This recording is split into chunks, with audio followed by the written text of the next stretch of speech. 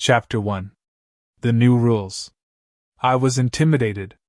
I'd spent more than 2 decades in the FBI, including 15 years negotiating hostage situations from New York to the Philippines and the Middle East, and I was on top of my game.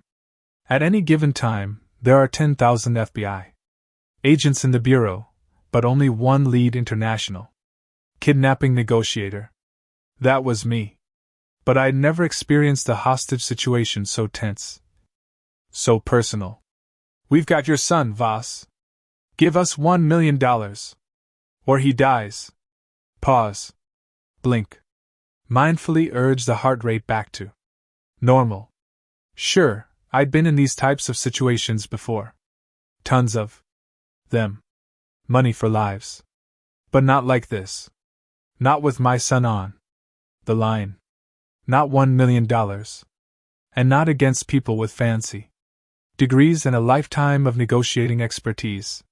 You see, the people across the table, my negotiating counterparts, were Harvard Law School negotiating professors. I'd come up to Harvard to take a short executive negotiating course to see if I could learn something from the business world's approach. It was supposed to be quiet and calm, little professional development for an FBI guy trying to widen his horizons. But when Robert Nookin, the director of the Harvard Negotiation Research Project, learned I was on campus, he invited me to his office for a coffee. "Just to chat," he said. I was honored. And scared. Nookin is an impressive guy whom I'd followed for years. Not only is he a Harvard law professor, he's also one of the big shots of the conflict resolution field and the author of Bargaining with the Devil. When to negotiate, when to fight. 1. To be honest, it felt unfair that Nookin wanted me, a former Kansas City beat cop, to debate negotiation with him. But then it got worse. Just after Nookin and I sat down, the door opened and another Harvard professor walked in. It was Gabriella Blum, a specialist in international negotiations, armed conflict, and counterterrorism, who'd spent 8 years as a negotiator for the Israeli National Security Council and the Israel Defense Forces. The tough-as-nails IDF. On cue, Nookin's secretary arrived and put a tape recorder on the table. Nookin and Blum smiled at me. I'd been tricked. "We've got your son, Voss. Give us $1 million. Or he dies," Nookin said, smiling. "I'm the kidnapper. What are you going to do?" I experienced a flash of panic, but that was to be expected. It never changes, even after 2 decades. Negotiating for human lives, you still feel fear. Even in a role-playing situation. I calmed myself down.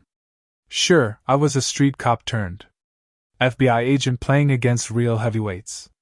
And I wasn't a genius. But I was in this room for a reason.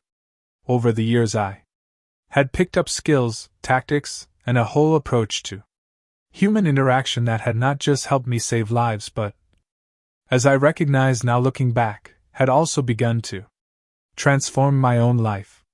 My years of negotiating had infused everything from how I dealt with customer service reps to my parenting style. "Come on. Get me the money or I cut your son's throat. Right now," Nookin said. Testy. I gave him a long, slow stare. Then I smiled. "How am I supposed to do that?" Nookin paused. His expression had a touch of amused pity in it, like a dog when the cat it's been chasing turns around and tries to chase it back. It was as if we were playing different games with different rules. Nookin regained his composure and eyed me with arched brows as if to remind me that we were still playing. "So you're okay with me killing your son, Mr. Voss?" "I'm sorry, Robert, how do I know he's even alive?"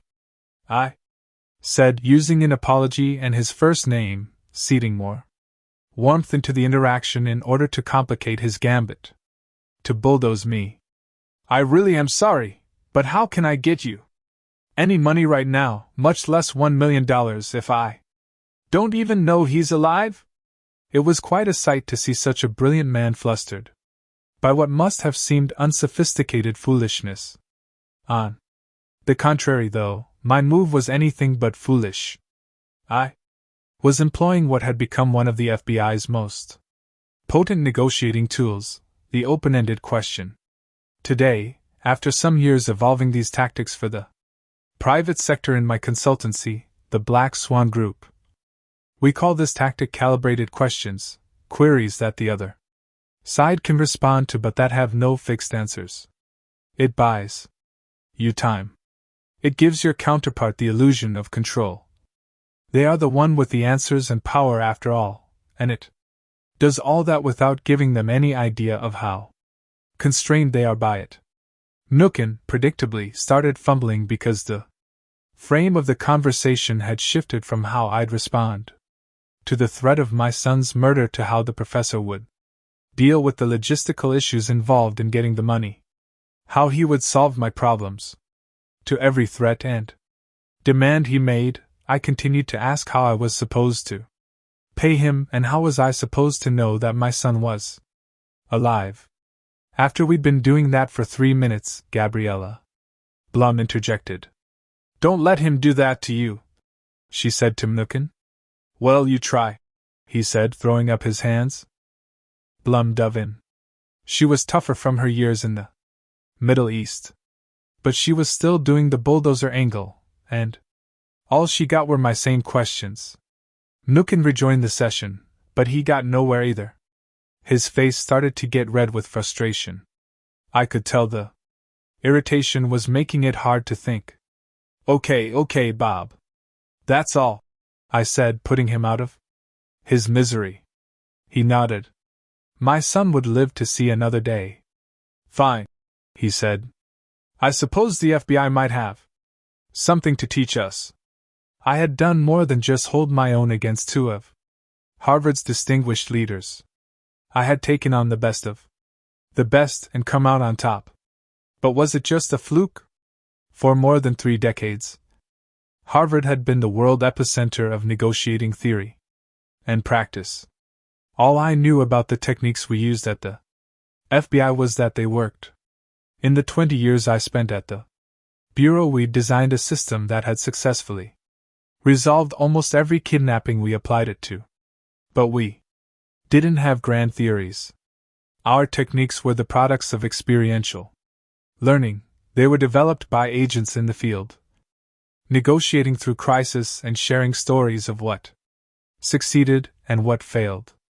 It was an iterative process, not an intellectual one, as we refined the tools we used day after day. And it was urgent. Our tools had to work, because if they didn't, someone died. But why did they work? That was the question that drew me to Harvard, to that office with Nookin and Blum. I lacked confidence outside my narrow world. Most of all, I needed to articulate my knowledge and learn how to combine it with theirs, and they clearly had some, so I could understand, systematize, and expand it. Yes, our techniques clearly worked with mercenaries, drug dealers, terrorists, and brutal killers. But I wondered, what about with normal humans? As I'd soon discover in the storied halls of Harvard, our techniques made great sense intellectually, and they worked everywhere. It turned out that our approach to negotiation held the keys to unlock profitable human interactions in every domain and every interaction and every relationship in life. This book is how it works. The smartest dumb guy in the room. To answer my questions, a year later, in 2006, I talked my way into Harvard Law School's winter negotiation course. The best and brightest compete to get into this class, and it was filled with brilliant Harvard students getting law and business degrees and hotshot students from other top Boston universities like the Massachusetts Institute of Technology and Tufts, the Olympic trials for negotiating. And I was the only outsider. The first day of the course, all 144 of us piled into a lecture hall for an introduction, and then we split into 4 groups, each led by a negotiation instructor. After we'd had a chat with our instructor, mine was named Sheila Heen, and she's a good buddy to this day, we were partnered off in pairs and sent into mock negotiations. Simple, one of us was selling a product, the other was the buyer, and each had clear limits on the price they could take. My counterpart was a languid redhead named Andy A. Pseudonym, one of those guys who wear their intellectual superiority like they wear their khakis, with relaxed confidence. He and I went into an empty classroom, overlooking one of those English-style squares on Harvard's campus, and we each used the tools we had. Andy would throw out an offer and give a rationally airtight explanation for why it was a good one, an inescapable logic trap, and I'd answer with some variation of, "How am I supposed to do that?" We did this a bunch of times until we got to a final figure. When we left, I was happy. I thought I'd done pretty well for a dumb guy. After we all regrouped in the classroom, Sheila went around the students and asked what price each group had agreed on, and then wrote the result on the board. Finally, it was my turn. "Chris, how did you do with Andy?" she asked. "How much did you get?" I'll never forget Sheila's expression when I told her what Andy had agreed to pay. Her whole face first went red, as if she couldn't breathe, and then out popped a little strangled gasp like a baby bird's hungry cry. Finally, she started to laugh. Andy squirmed. "You got literally every dime he had," she said, and in his brief he was supposed to hold a quarter of it back in reserve for future work. Andy sank deep in his chair. The next day the same thing happened with another partner. I mean, I absolutely destroyed the guy's budget. It didn't make sense. A lucky one-off was one thing. But this was a pattern. With my old-school, experiential knowledge, I was killing guys who knew every cutting-edge trick you could find in a book. The thing was, it was the cutting-edge techniques these guys were using that felt dated and old. I felt like I was Roger Federer and I had used a time machine to go back to the 1920s to play in a tennis tournament of distinguished gentlemen who wore white pantsuits and used wood rackets, and had part-time training regimens. There I was with my titanium alloy racket and dedicated personal trainer and computer-strategized serve and volley plays. The guys I was playing were just as smart, actually, more so, and we were basically playing the same game with the same rules. But I had skills they didn't. "You're getting famous for your special style, Chris," Sheila said, after I announced my second day's results. I smiled like the Cheshire Cat. Winning was fun. "Chris, why don't you tell everybody your approach?"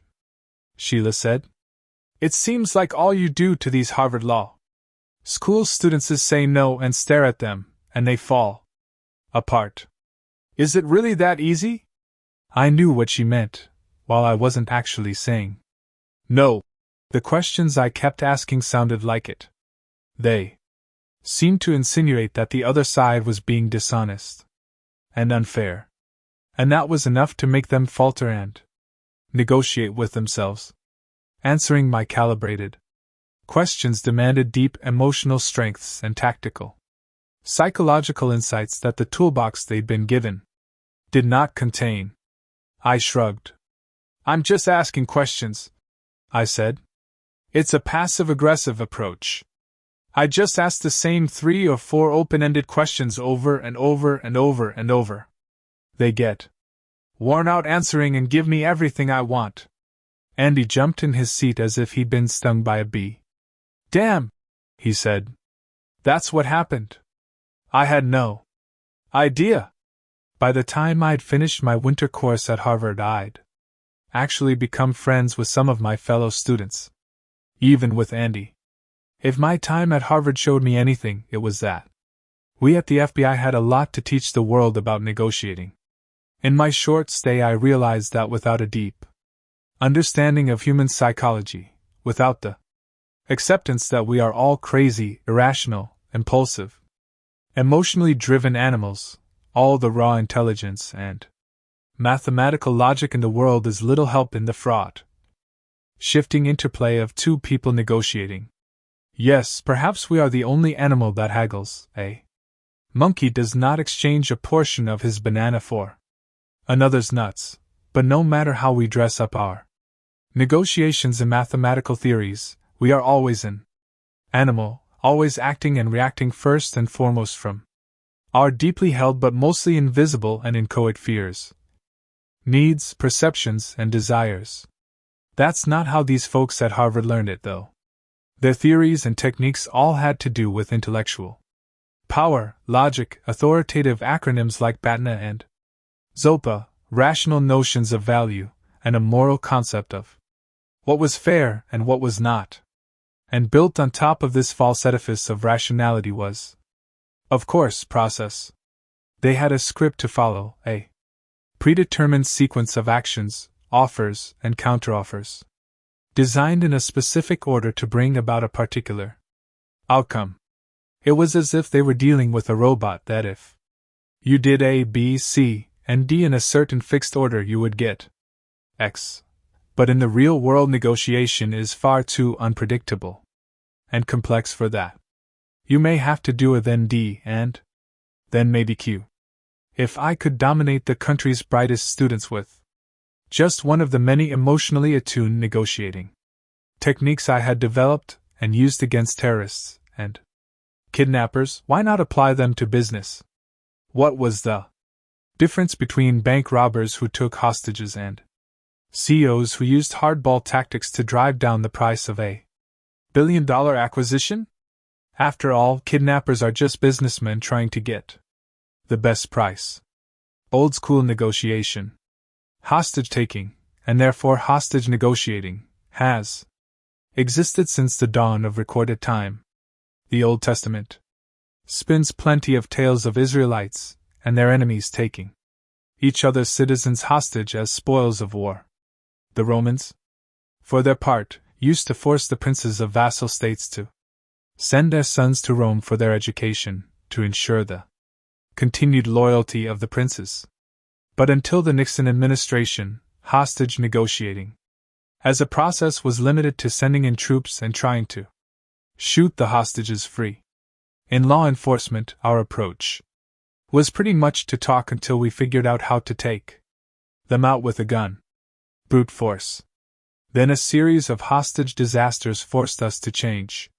In 1971, 39 hostages were killed when the police tried to resolve the Attica prison riots in upstate New York with guns.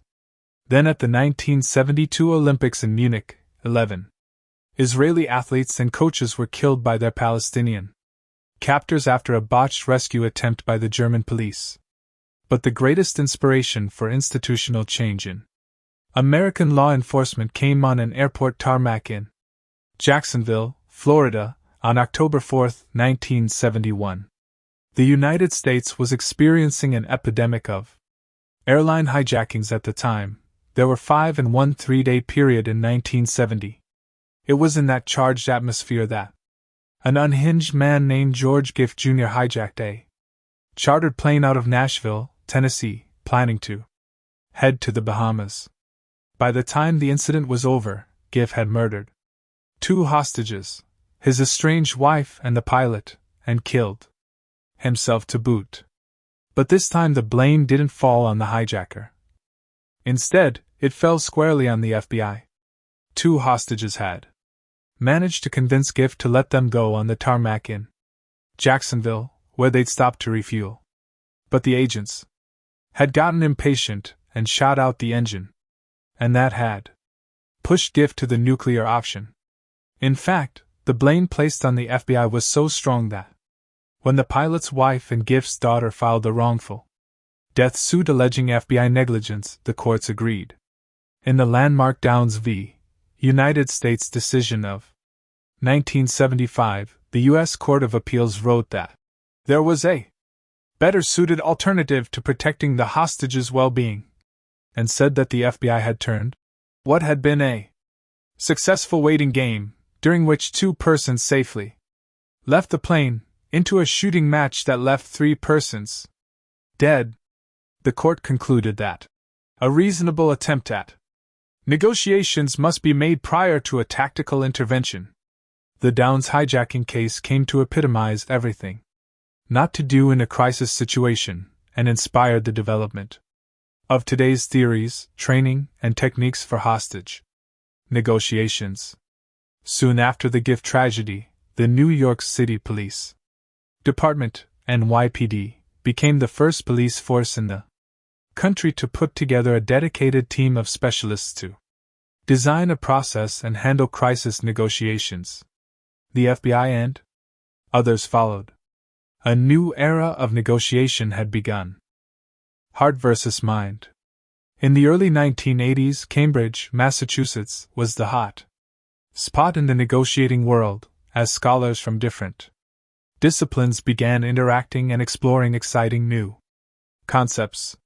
The big leap forward came in 1979, when the Harvard Negotiation Project was founded with a mandate to improve the theory, teaching, and practice of negotiation so that people could more effectively handle everything from peace treaties to business mergers. 2 years later, Roger Fisher and William Ury, co-founders of the project, came out with Getting to Yes 2, a groundbreaking treatise on negotiation that totally changed the way practitioners thought about the field. Fisher and Ury's approach was basically to systematize problem solving so that negotiating parties could reach a mutually beneficial deal, the Getting to Yes in the title. Their core assumption was that the emotional brain, that animalistic, unreliable, and irrational beast, could be overcome through a more rational, joint problem-solving mindset. Their system was easy to follow and seductive, with 4 basic tenets. 1. Separate the person, the emotion, from the problem. 2. Don't get wrapped up in the other side's position, what they're asking for, but instead focus on their interests, why they're asking for it, so that you can find what they really want. 3. Work cooperatively to generate win-win options. And 4. Establish mutually agreed upon standards for evaluating those possible solutions. It was a brilliant, rational, and profound synthesis of the most advanced game theory and legal thinking of the day. For years after that book came out, everybody, including the FBI and the NYPD, focused on a problem-solving approach to bargaining interactions. It just seemed so modern and smart.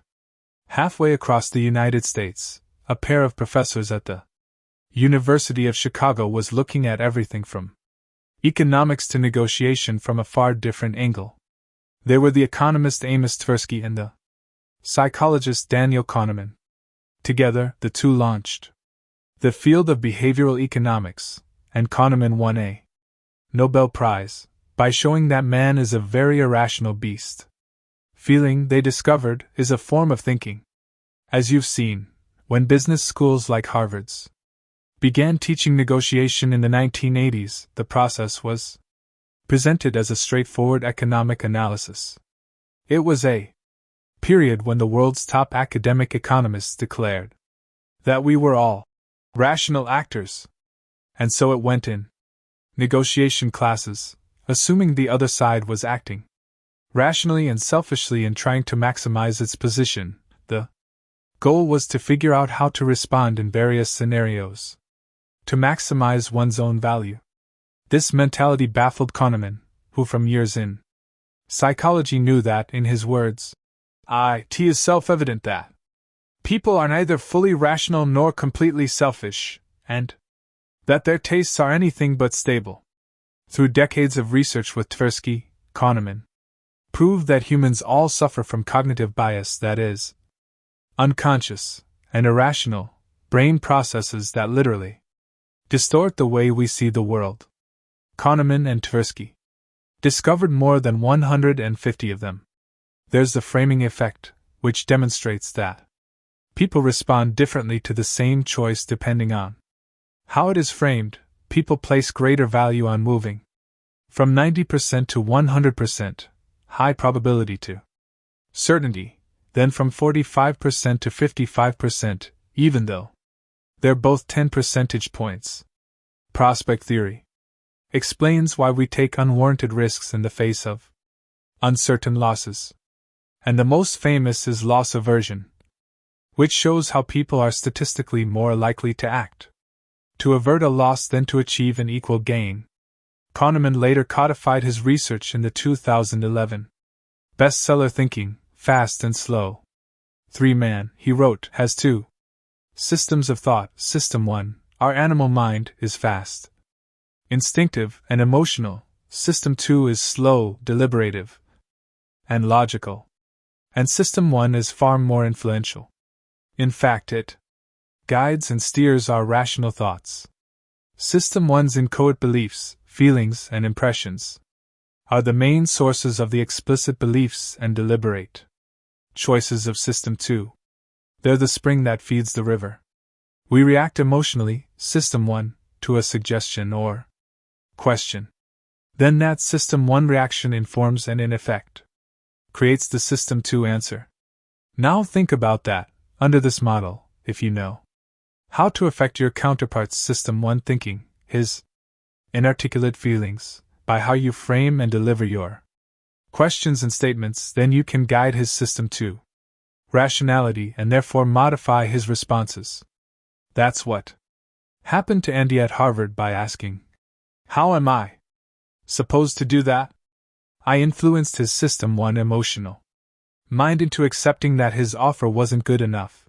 His System 2 then rationalized the situation so that it made sense to give me a better offer.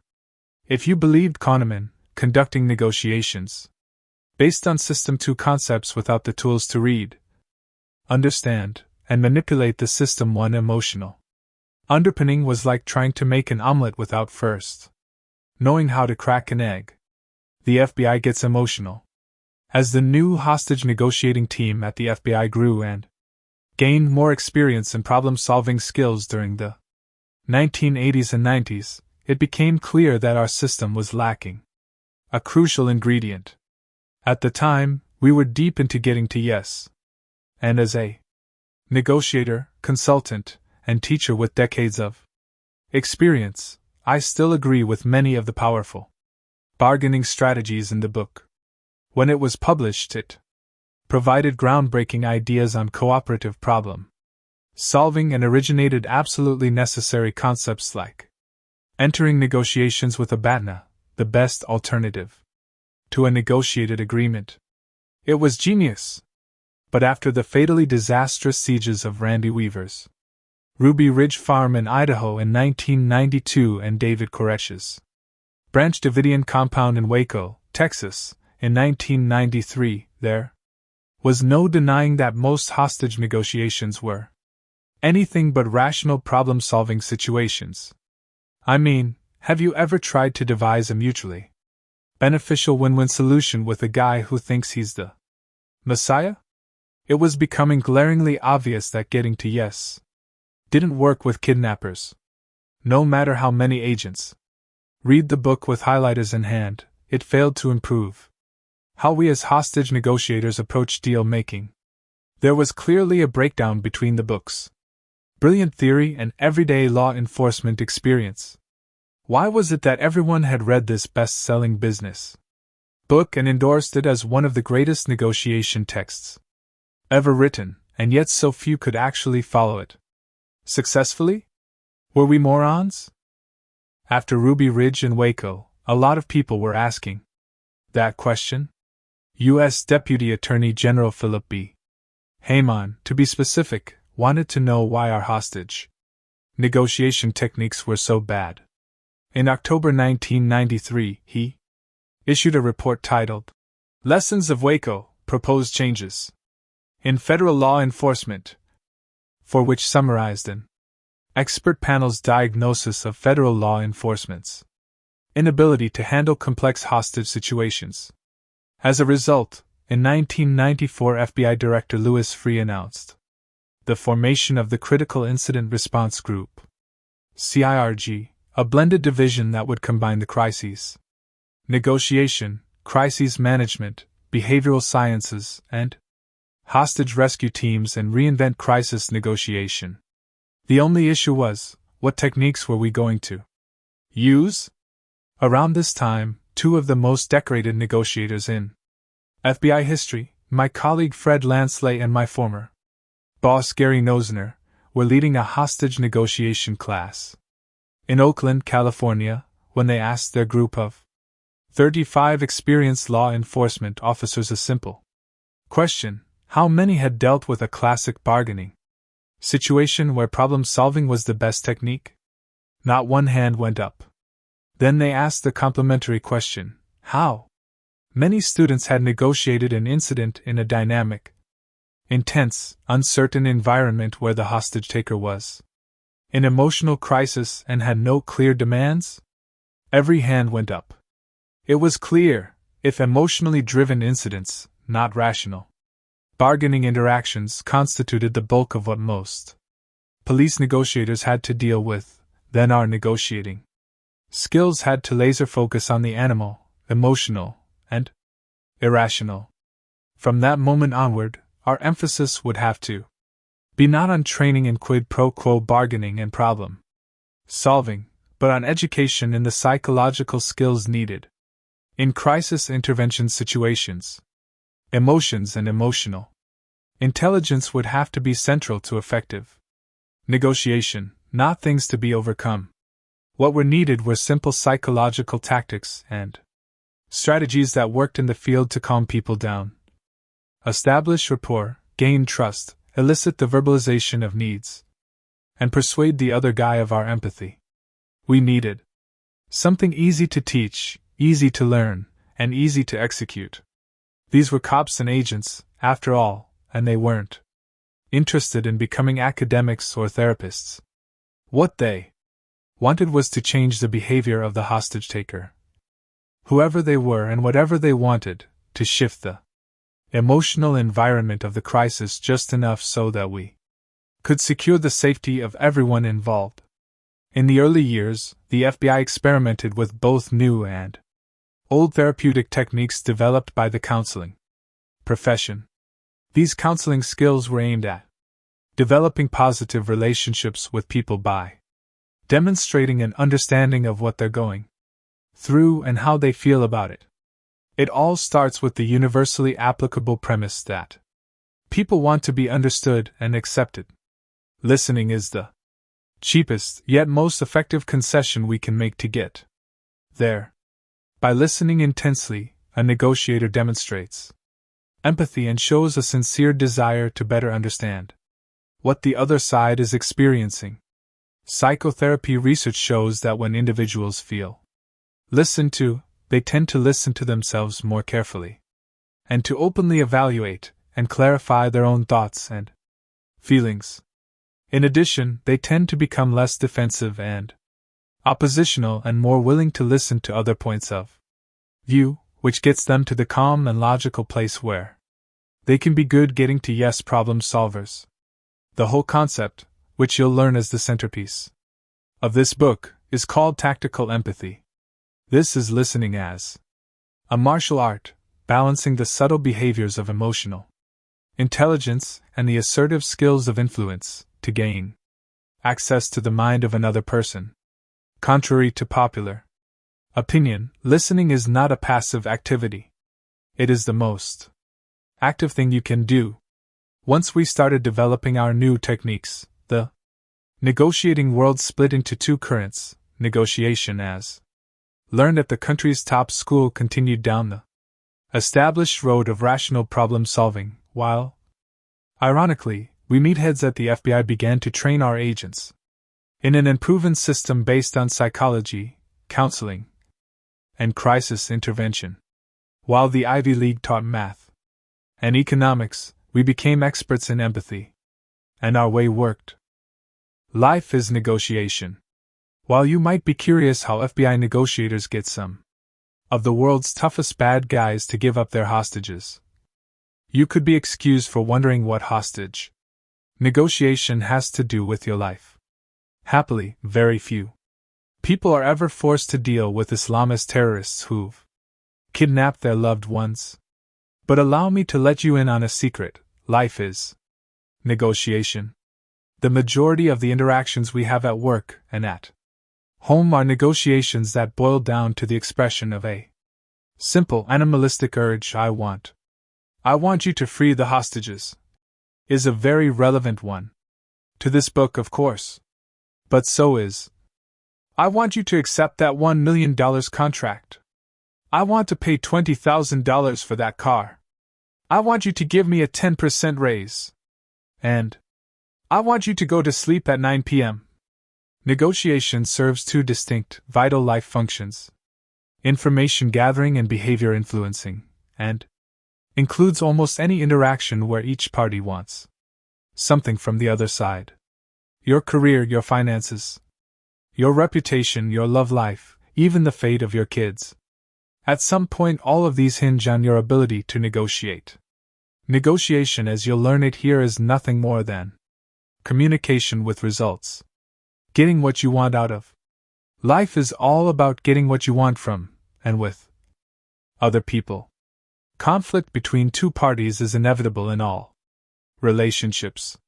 So it's useful, crucial, even, to know how to engage in that conflict to get what you want without inflicting damage.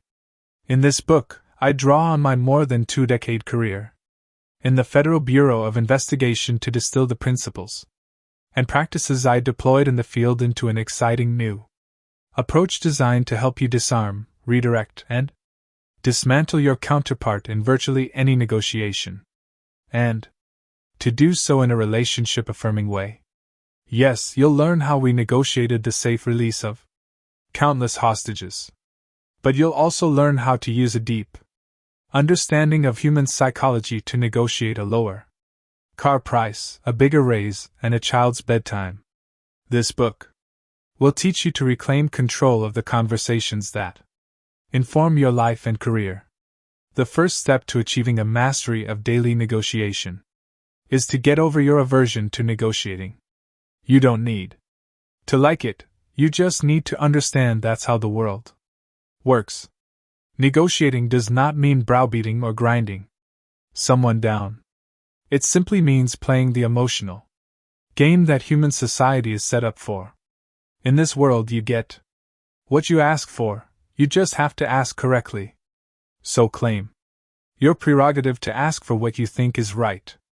What this book is really about, then, is getting you to accept negotiation, and in doing so learn how to get what you want in a psychologically aware way.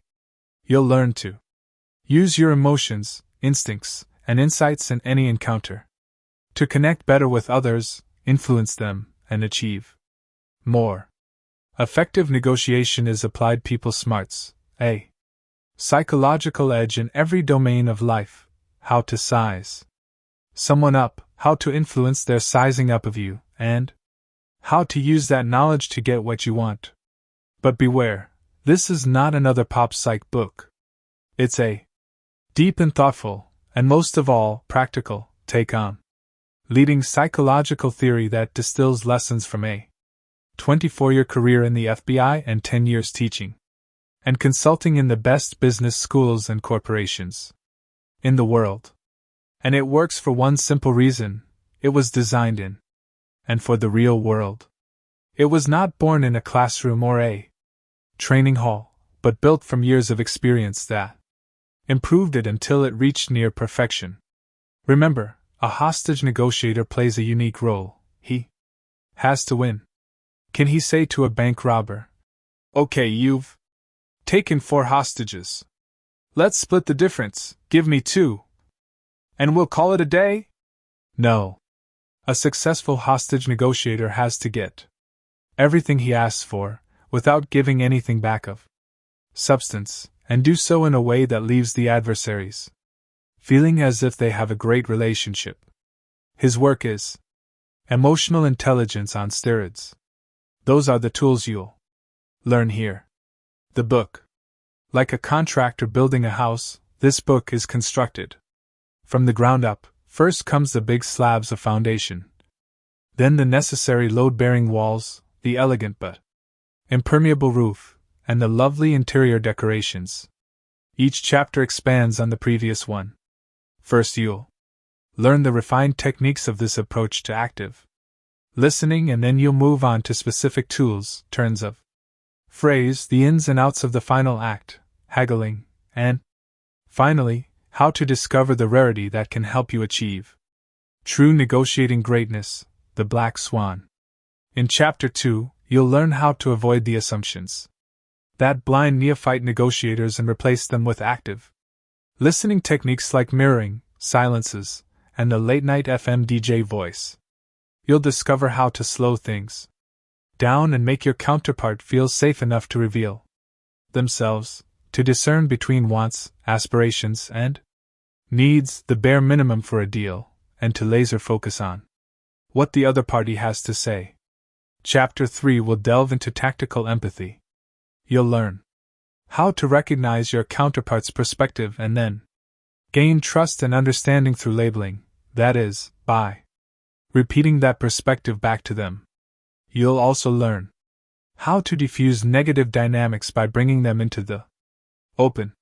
Finally, I'll explain how to disarm your counterparts' complaints about you by speaking them aloud in an accusation audit. Next, in Chapter 4, I'll examine ways to make your counterpart feel understood and positively affirmed in a negotiation in order to create an atmosphere of unconditional positive regard. Here you'll learn why you should strive for "that's right" instead of "yes" at every stage of a negotiation, and how to identify, rearticulate, and emotionally affirm your counterpart's worldview with summaries and paraphrasing. Chapter 5 teaches the flip side of getting to yes. You'll learn why it's vitally important to get to no, because no starts the negotiation. You'll also discover how to step out of your ego and negotiate in your counterpart's world, the only way to achieve an agreement the other side will implement. Finally, you'll see how to engage your counterpart by acknowledging their right to choose, and you'll learn an email technique that ensures that you'll never be ignored again.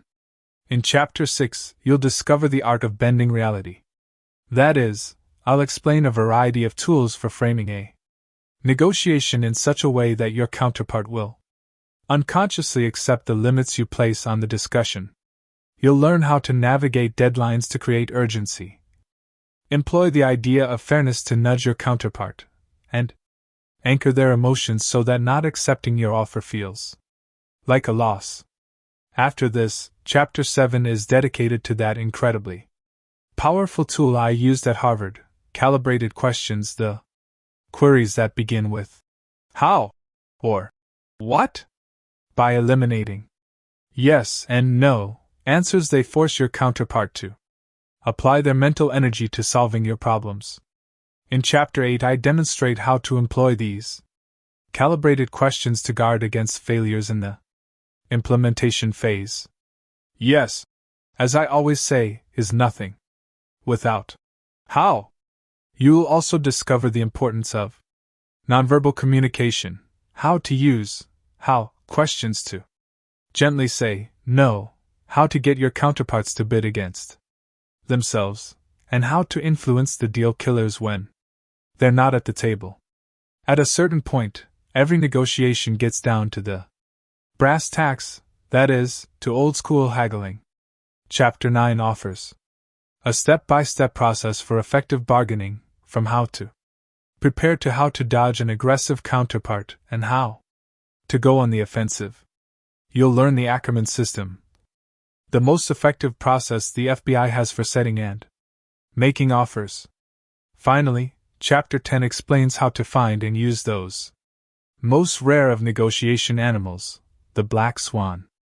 In every negotiation, there are between 3 and 5 pieces of information that, were they to be uncovered, would change everything.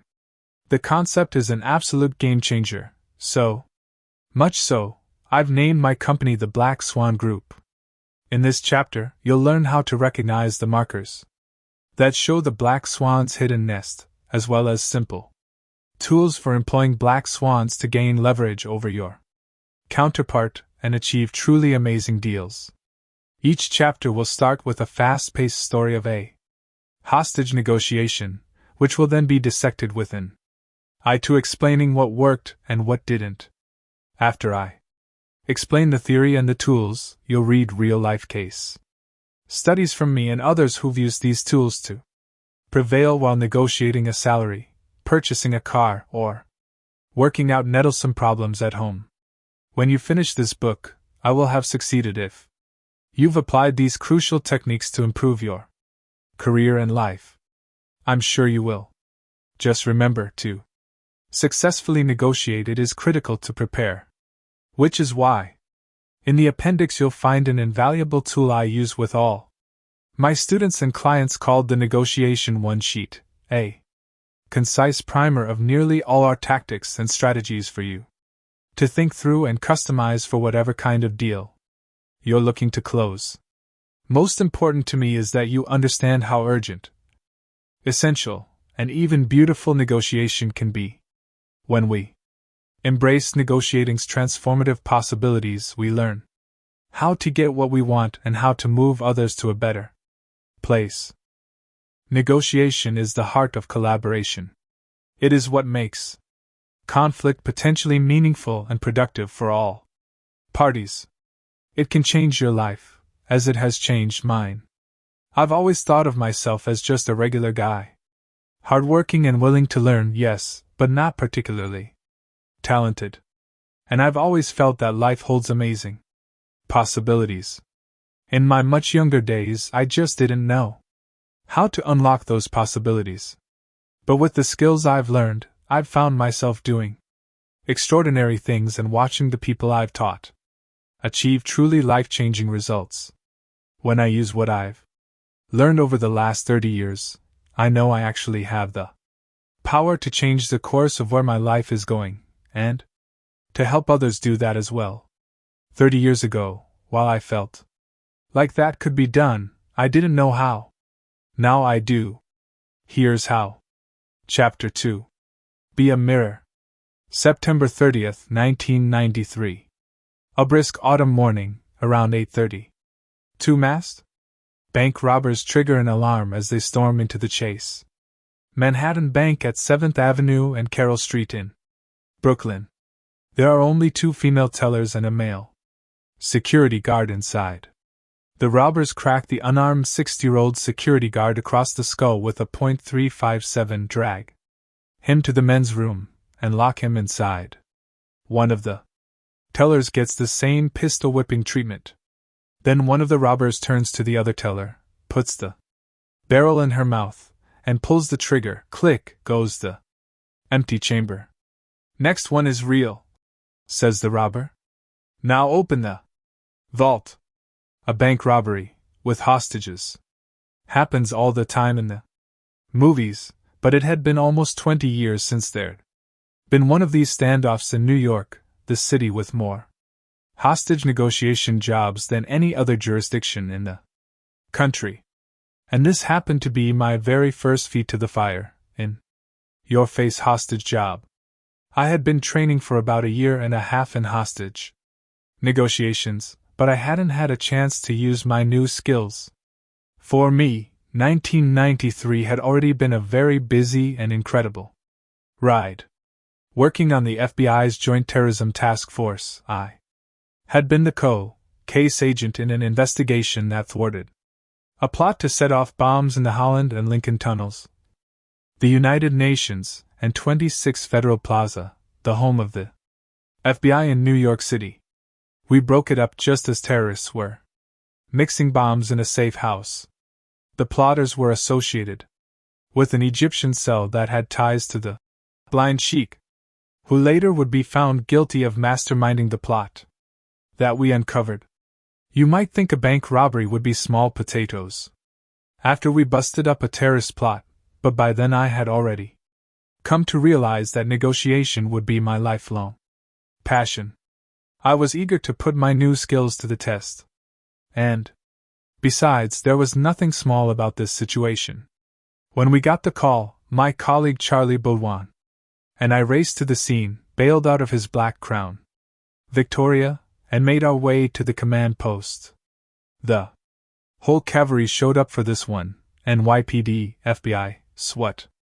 All the muscle and savvy of law enforcement up against the knee-jerk desperation of a couple of bank robbers, seemingly in over their heads. New York police, behind a wall of blue and white trucks and patrol cars, had set up across the street inside another bank. SWAT team members, peering through rifle scopes from the roofs of nearby brownstone buildings, had their weapons trained on the bank's front and rear doors. Assumptions blind, hypotheses guide. Good negotiators, going in, know they have to be ready for possible surprises. Great negotiators aim to use their skills to reveal the surprises they are certain exist. Experience will have taught them that they are best served by holding multiple hypotheses about the situation, about the counterpart's wants, about a whole array of variables in their mind at the same time, present and alert. In the moment, they use all the new information that comes their way to test and winnow true hypotheses from false ones. In negotiation, each new psychological insight or additional piece of information revealed heralds a step forward and allows one to discard one hypothesis in favor of another. You should engage the process with a mindset of discovery. Your goal at the outset is to extract and observe as much information as possible, which, by the way, is one of the reasons that really smart people often have trouble being negotiators. They're so smart they think they don't have anything to discover. Too often people find it easier just to stick with what they believe, using what they've heard or their own biases. They often make assumptions about others even before meeting them. They even ignore their own perceptions to make them conform to foregone conclusions. These assumptions muck up our perceptual windows onto the world, showing us an unchanging, often flawed, version of the situation. Great negotiators are able to question the assumptions that the rest of the involved players accept on faith or in arrogance, and thus remain more emotionally open to all possibilities and more intellectually agile to a fluid situation. Unfortunately, back in 1993, I was far from great. Everyone thought the crisis would be over quickly. The bank robbers had little choice but to surrender, or so we thought. We actually started the day with intelligence that the bank robbers wanted to surrender. Little did we know that was a ruse their ringleader planted to buy time. And throughout the day, he constantly referred to the influence the other 4 bank robbers exerted on him. I hadn't yet learned to be aware of a counterpart's overuse of personal pronouns, we/they o army/I. The less important he makes himself, the more important he probably is, and vice versa. We would later find out there was only one other bank robber, and he had been tricked into the robbery. Actually, 3 robbers if you counted the getaway driver, who got away before we even entered the scene. The lead hostage-taker was running his own counterintelligence operation, feeding us all kinds of misinformation. He wanted us to think he had a bunch of co-conspirators with him, from a number of different countries. He also wanted us to think that his partners were much more volatile and dangerous than he was. Looking back, of course, his game plan was clear. He wanted to confuse us as much as he could until he could figure a way out. He would constantly tell us that he wasn't in charge and that every decision was the responsibility of the other guys. He would indicate that he was scared, or, at least, a little tentative, when we asked him to pass along certain information. And yet he always spoke with a voice of complete calm and absolute confidence. It was a reminder to my colleagues and me that until you know what you're dealing with, you don't know what you're dealing with. Though the call had come in about 8:30 a.m. by the time we arrived across the street from the bank and made Contact. It was probably about 10:30 a.m. The word when we came on the scene was that this was going to be cookie cutter, by the book, short and sweet. Our commanders thought we'd be in and out of there in 10 minutes because the bad guys supposedly wanted to give themselves up. This would later become a problem when negotiations stalled, and command became embarrassed because they'd made the mistake of sharing this early optimism with the press. Based on all the early misinformation, we arrived on the scene to take a surrender, but the situation went sideways almost immediately. Everything we assumed we knew was wrong. Calm the schizophrenic. Our Negotiation Operations Center, NOC, was set up in an office in a bank immediately across a narrow street from the Chase branch. We were way too close to the hostage site, so right away we were at a disadvantage. We were less than 30 yards from the crisis point, where ideally you want to have a little more of a buffer than that. You want to put some distance between you and whatever worst case scenario might be waiting at the other end of the deal. When my partner and I arrived, I was immediately assigned to coach the police department negotiator on the phone. His name was Joe, and he was doing fine, but in these types of situations, nobody worked alone. We always worked in teams. The thinking behind this policy was that all these extra sets of ears would pick up extra information. In some standoffs, we had as many as 5 people on the line, analyzing the information as it came in, offering behind-the-scenes input and guidance to our man on the phone, and that's how we were set up here. We had Joe taking the lead on the phone, and another 3 or 4 of us were listening in, passing notes back and forth, trying to make sense of a confusing situation. One of us was trying to gauge the mood of the bad guy taking the lead on the other end, and another was listening in for clues or tells that might give us a better read on what we were facing, and so on. Students of mine balk at this notion, asking, "Seriously, do you really need a whole team to hear someone out?" The fact that the FBI has come to that conclusion, I tell them, should be a wake-up call. It's really not that easy to listen well. We are easily distracted. We engage in selective listening, hearing only what we want to hear, our minds acting on a cognitive bias for consistency rather than truth. And that's just the start. Most people approach a negotiation so preoccupied by the arguments that support their position that they are unable to listen attentively. In one of the most cited research papers in psychology, one George A. Miller persuasively put forth the idea that we can process only about 7 pieces of information in our conscious mind at any given moment. In other words, we are easily overwhelmed. For those people who view negotiation as a battle of arguments, it's the voices in their own head that are overwhelming them. When they're not talking, they're thinking about their arguments, and when they are talking, they're making their arguments. Often those on both sides of the table are doing the same thing, so you have what I call a state of schizophrenia, everyone just listening to the voice in their head, and not well, because they're doing 7 or 8 other things at the same time. It may look like there are only 2 people in a conversation, but really, it's more like 4 people all talking at once. There's one powerful way to quiet the voice in your head and the voice in their head at the same time. Treat 2 schizophrenics with just 1 pill.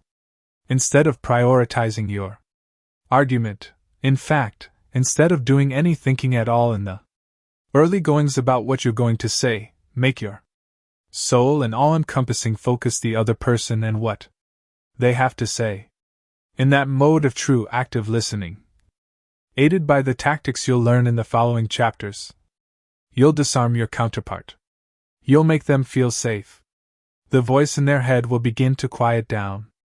The goal is to identify what your counterparts actually need, monetarily, emotionally, or otherwise, and get them feeling safe enough to talk and talk and talk some more about what they want. The latter will help you discover the former. Wants are easy to talk about, representing the aspiration of getting our way and sustaining any illusion of control we have as we begin to negotiate. Needs imply survival, the very minimum required to make us act, and so make us vulnerable. But neither wants nor needs are where we start.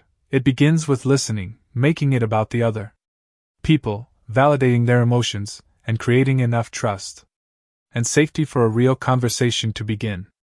We were far from that goal with the lead hostage taker. On the call, he kept putting up these weird smoke screens. He wouldn't give up his name, he tried to disguise his voice. He was always telling Joe he was being put on speaker so everyone around him in the bank could hear, and then he would abruptly announce that he was putting Joe on hold and hang up the phone. He was constantly asking about a van, saying he and his partners wanted us to arrange one for them so they could drive themselves and the hostages to the local precinct to surrender. That was where the surrender nonsense had come from, but of course, this wasn't a surrender plan so much as it was an escape plan. In the back of his mind, this guy thought he could somehow leave the bank without being taken into custody, and now that his getaway driver had fled the scene, he needed access to a vehicle. After it was all over, a couple of other details came clear. We weren't the only ones who had been lied to. Apparently, this lead bank robber hadn't told his partners they were going to rob a bank that morning. It turned out he was a cash courier who serviced the bank, and his partners were under the impression that they were going to burglarize the ATM. They didn't sign up for taking hostages, so we learned that this guy's co-conspirators were also hostages, in a way.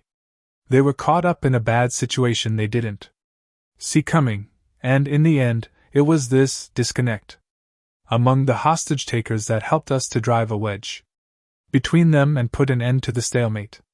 Slow it down.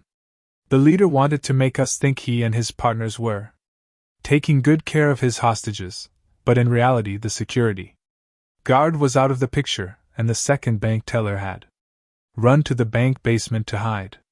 Whenever Joe said he wanted to talk to the hostages, the hostage taker would stall and make it seem like there was this frenzy of activity going on inside the bank, going to ridiculous lengths to tell us how much time and energy he and his cohorts were spending on taking good care of the hostages. Very often the leader would use this as a reason to put Joe on hold or to end a call. He'd say, "The girls need to go to the bathroom," or "The girls want to call their families," or "The girls want to get something to eat." Joe was doing a good job keeping this guy talking, but he was slightly limited by the negotiating approach that police departments were using at the time. The approach was half MSU, making shit up, and half a sort of sales approach, basically trying to persuade, coerce, or manipulate in any way possible. The problem was we were in too much of a hurry, driving too hard toward a quick solution, trying to be a problem solver, not a people mover. Going too fast is one of the mistakes all negotiators are prone to making. If we're too much in a hurry, people can feel as if they're not being heard, and we risk undermining the rapport and trust we've built. There's plenty of research that now validates the passage of time as one of the most important tools for a negotiator. When you slow the process down, you also calm it down. After all, if someone is talking, they're not shooting. We caught a break when the robbers started to make noise about food. Joe was going back and forth with them for a while on what they were going to have and how we were going to get it to them. It became a negotiation in and of itself. We got it all set up, prepared to send the food in on a kind of robot device, because that's what this guy was comfortable with, but then he did an about-face, said to forget about it. Said they'd found some food inside, so it was just one brick wall after another, one smoke screen after another. It would feel to us like we were making a little progress, then this guy would take an abrupt turn, or hang up on us, or change his mind. Meanwhile, our investigators used the time to run the registration of every one of the dozens of vehicles found nearby on the street, and managed to speak to the owners of every one of them except one, a car belonging to someone named Chris Watts.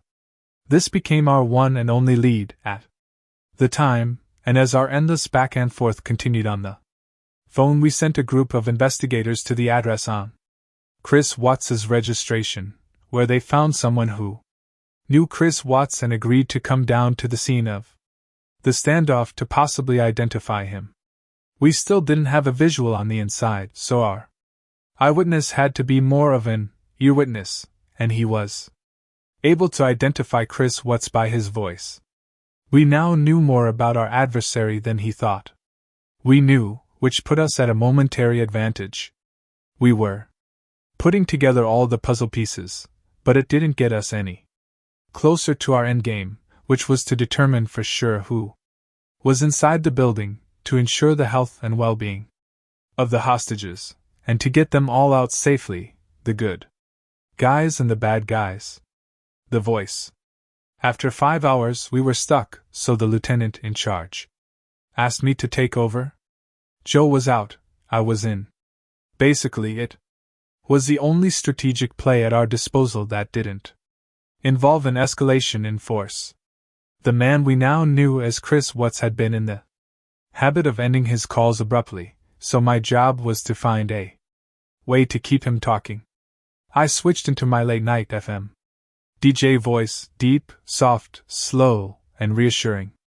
I had been instructed to confront Watts as soon as possible about his identity. I also came onto the phone with no warning, replacing Joe, against standard protocol.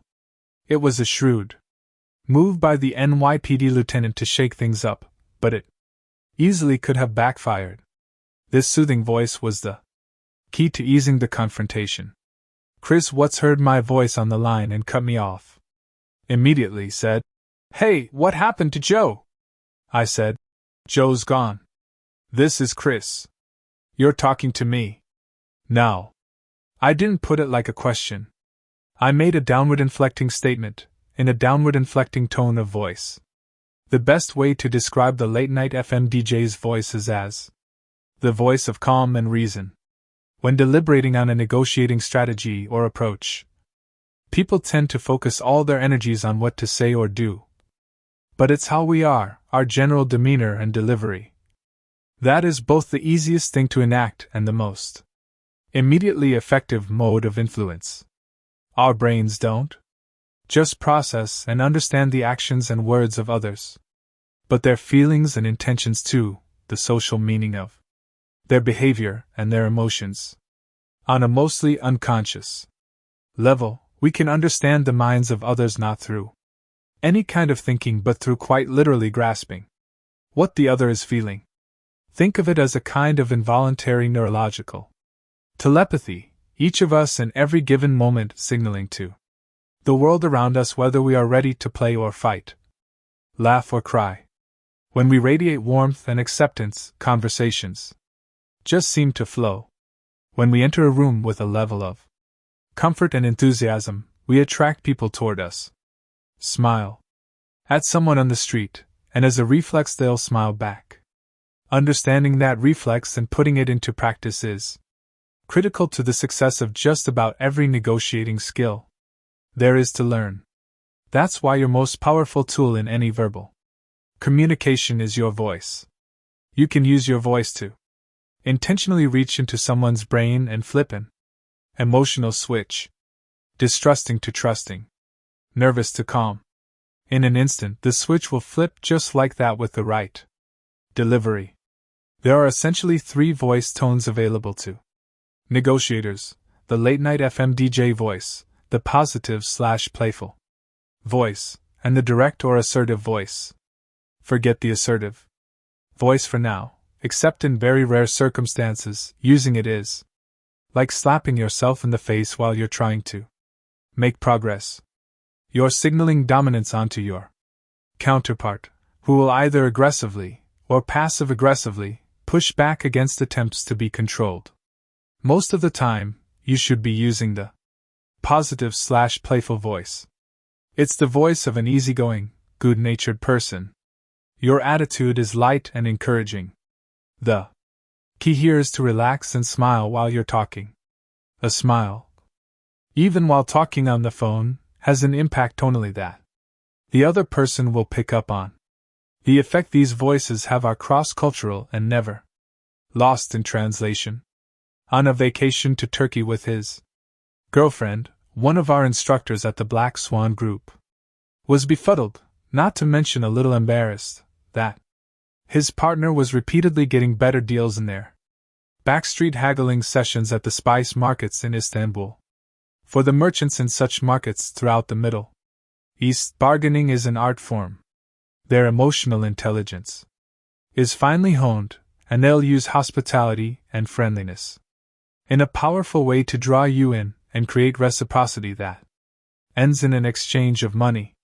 But it works both ways, as our instructor discovered while observing his girlfriend in action. She approached each encounter as a fun game, so that no matter how aggressively she pushed, her smile and playful demeanor primed her merchant friends to settle on a successful outcome. When people are in a positive frame of mind, they think more quickly and are more likely to collaborate and problem solve instead of fight and resist. It applies to the smile as much as to the smiley. A smile on your face and in your voice will increase your own mental agility. Playful wasn't the move with Chris Watts. The way the late-night FM DJ voice works is that, when you inflect your voice in a downward way, you put it out there that you've got it covered. Talking slowly and clearly, you convey one idea: I'm in control. When you inflect in an upward way, you invite a response. Why? Because you've brought in a measure of uncertainty. You've made a statement sound like a question. You've left the door open for the other guy to take the lead, so I was careful here to be quiet, self-assured. It's the same voice I might use in a contract negotiation, when an item isn't up for discussion. If I see a work for hire clause, for example, I might say, "We don't do work for hire." Just like that, plain, simple, and friendly. I don't offer up an alternative, because it would beg further discussion. So I just make a straightforward declaration. That's how I played it here. I said, "Joe's gone. You're talking to me now. Done deal." You can be very direct and to the point as long as you create safety by a tone of voice that says, "I'm okay, you're okay, let's figure things out." The tide was turning. Chris Watts was rattled, but he had a few moves left in him. One of the bad guys went down to the basement and collected one of the female bank tellers. To keep listening to this audiobook, I've left you a link in the description so you can do it at no cost, thanks to Audible's 30-day free trial.